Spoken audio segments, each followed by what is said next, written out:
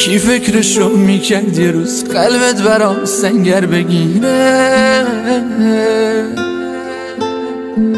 روزای خوبم با تو جوریه و زودی بمیره. هر کاری کردم که به چشم تو بیام اما تهشی شد.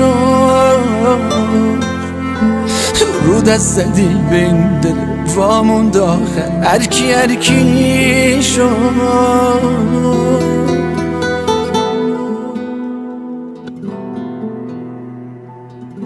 کجا میری؟ دیگه نمیتونم. همه عشق و دوست داشتن همین بود؟ یه نگاه به خودت کردی؟ تا کی میتونم تحمل کنم؟ یادتو گفتی تو هر شرایطی کنارم میمونی؟ گفتم اشتباه کردم. اشتباه کردی؟ پس معرفتت کو؟ من الان به تو احتیاج دارم. من معرفت ندارم، میفهمی؟ من معرفت ندارم. من معرفت ندارم. رکب زدش دل تو فن زدش، به زندگیم گن زدش، بعدش به هم زدش آخر سر.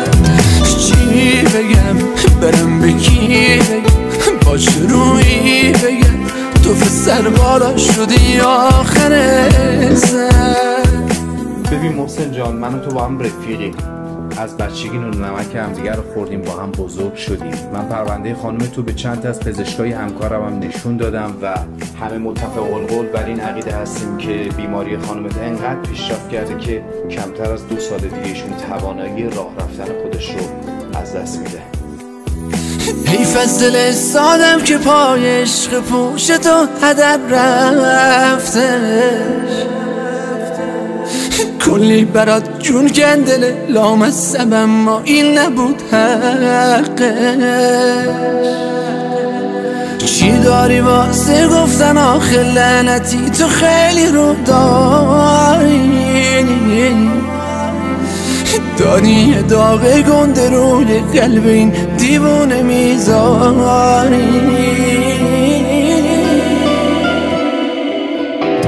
رکب زدش دل تو فن زدش، به زندگیم گن زدش، بعدش به هم زدش آخر سر. چی بگم برم به کی بگم، با شروعی بگم تو سر بالا شدی آخر سر.